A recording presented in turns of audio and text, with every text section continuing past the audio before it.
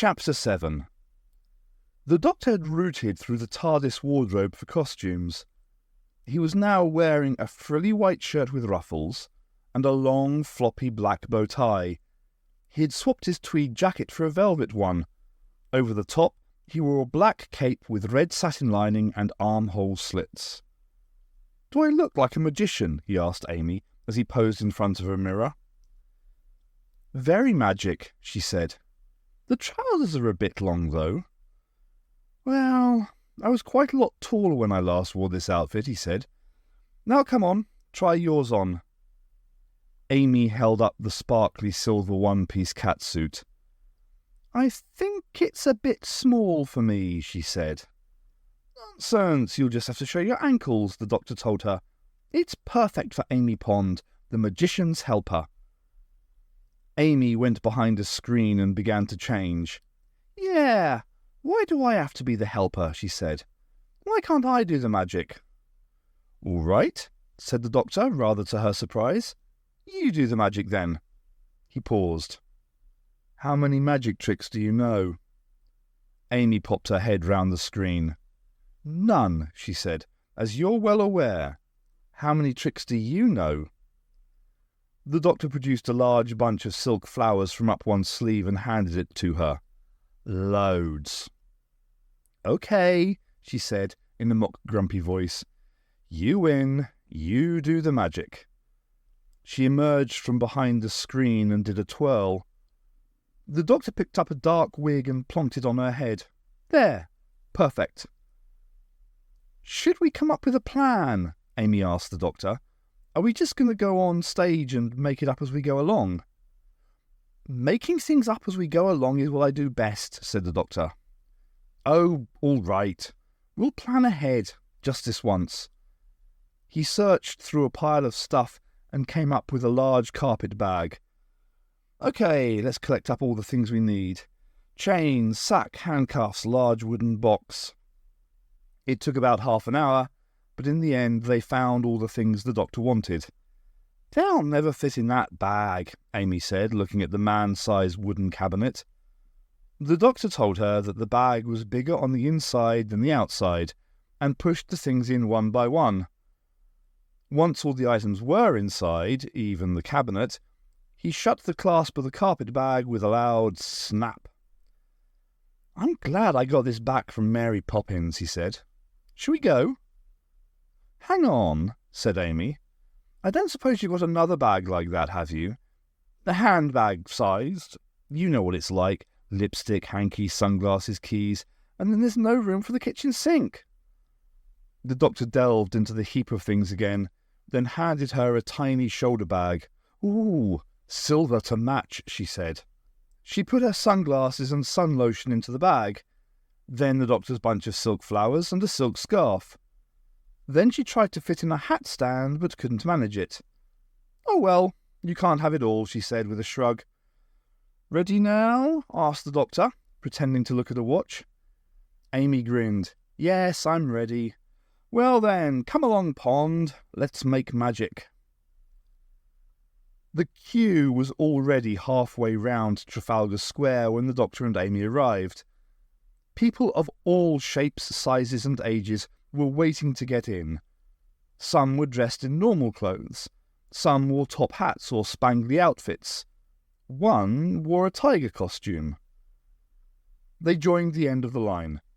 In front of them, a man in glasses was working on card tricks. Next to him, a girl was trying to keep hold of a squirming rabbit. "What's your act then, mate?" asked a man with a top hat on his head. "I escape," said the Doctor. The man sniffed. "Been at it long?" The Doctor thought about it for a second. "About 1,000 years, give or take a century or so. Escape, capture. Pretty much the story of my lives." "Yeah, I know what you mean, mate," the top-hatted man agreed. By the time the theatre opened its doors, the end of the queue was out of sight. "I hope we're not out here too long," Amy said, popping on her sunglasses. "I'm cooking like a Christmas turkey in tin foil in this silver get-up. The wig's making my head sweat too." "Thanks for sharing that," said the Doctor. Amy wrinkled her nose at him. People started to go into the theatre through one door. After about 10 minutes, the first people left again by another door. They all looked upset. The man in the tiger suit was crying. "Get a life," Amy whispered to the doctor. "Crying because you don't get on a TV show. That's pretty sad." "Be kind," said the doctor. "Some people don't know there's a whole universe out there." "Well, they should try finding out," said Amy. It was some time before the doctor and Amy got to the doors of the theatre. A guard was standing outside, stopping people getting in before they were wanted. To Amy's relief, it wasn't the guard they'd met the night before. She wasn't sure their disguises were really good enough to fool anyone. People tended not to forget the doctor. After a few more minutes, the guard waved them into the foyer. A man with a clipboard came up to them. He handed them a piece of card with a number on it. "You will be shown into the theatre. When your number is called, you will go on the stage. The judges and Sammy Star will be sitting in the front row. You may begin when they tell you to. Your act should take no more than 3 minutes. The judges may stop you and ask you to leave at any point. Got that?" "Yes, sir," said Amy, giving him a salute. "Has he been taking lessons from the Daleks?" she whispered to the doctor. They had to sign a form. Amy spotted that the doctor had signed it Fred Astaire, so she signed it Ginger Rogers. The man didn't seem to notice. He ushered them into the main theatre and went to tell the rules to the next person. A short, stocky girl in top hat and tails was on the stage. "Just one more trick," she pleaded, taking her hat off her head and pulling some flags out of it. "Thank you, we've seen quite enough," said someone from the stalls. "That's a no from me." Amy peered into the seats. She'd seen the 3 judges on TV before. That voice belonged to Austin Hart, a tall, smug-looking man covered in fake tan. Next to him was Bill Evans, who was short, bald, and Welsh. The only woman in the lineup was Daisy Mead, a model who'd married a pop star. "Enough for a lifetime," said Bill Evans. "Don't give up the day job, love. No from me," Daisy Mead drawled. "I don't want to be cruel, right? It was just dreadful, though. Really bad."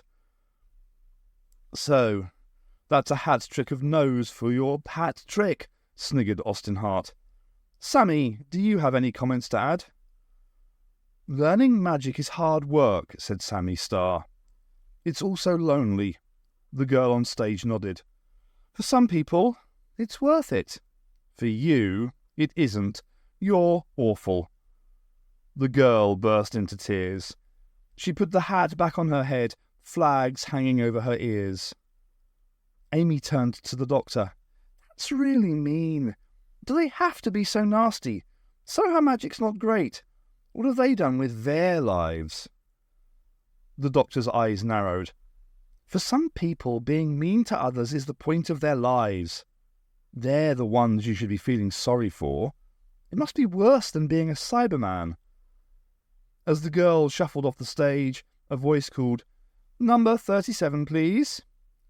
"Ooh, that's us," said the doctor. He nudged Amy and led her onto the stage. "Name?" asked Austin Hart. "I'm Dr. Daring," said the doctor, giving them a wave. "And this is the amazing Amy, my lovely helper." Amy smiled and did a twirl. "What's your act?" The doctor bowed. "I am an escape artist. In fact, I am the best escape artist you will ever see." All 4 of the judges started laughing. The doctor turned to Amy. "You know, I think they might be laughing at us rather than laughing with us. That's not very nice." "Well, let's give them something to laugh about," said Amy, opening the carpet bag. She pulled out the chains with a flourish and began to wind them around the doctor. Next out of the bag came 3 huge padlocks. She displayed them to the watchers, then linked them through the chains. One by one, she snapped them shut. The doctor wriggled his fingers, showing he was held firm by the chains. Amy faced him and raised her eyebrows. He gave a slight nod. That was their signal to show the bonds were loose enough for him. He had to seem trapped, but still be able to reach his sonic screwdriver. So far, things were going as planned. Amy pulled a sack out of the bag and placed it over the doctor's head.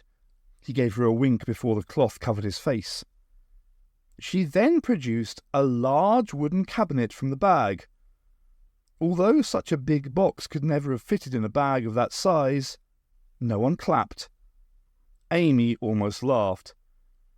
The judges thought an alien wonder was just a cheap trick.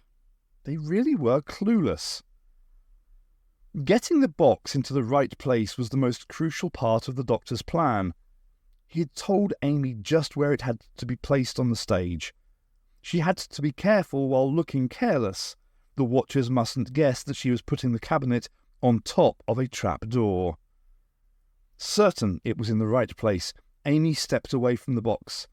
She tapped it hard on all sides to show it was solid. Then she ushered the bound doctor into it. Using handcuffs, she fixed him to metal rings inside the box. When it was clear that the doctor was helpless, she shut the door on him. For Amy, the next few minutes would be tricky. All eyes were on her, and she had to keep it that way. The doctor needed all the time she could buy him. "Trapped in this box," she cried. "How will he escape his bonds?"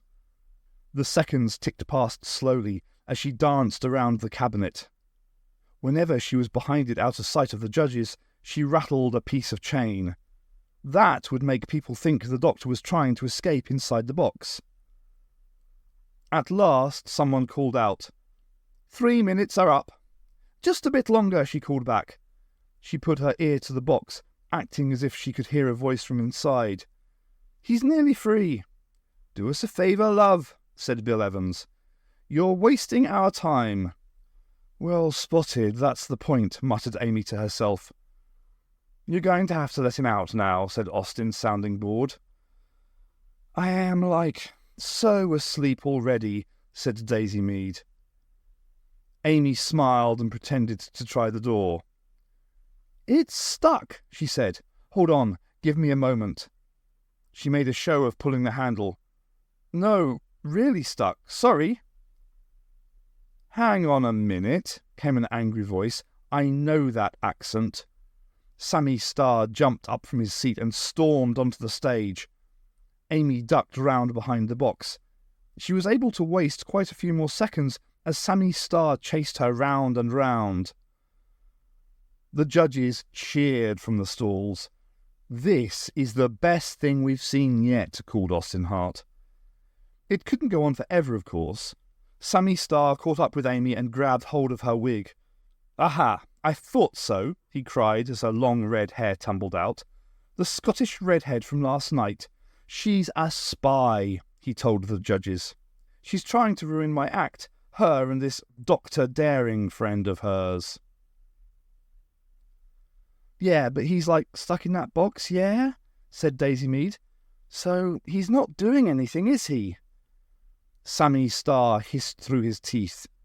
He shoved Amy out of the way and opened the box. It was empty. "Oh, sorry. Did we say this was an escape act?" "It's really a disappearing act," said Amy. She grinned. "Our mistake."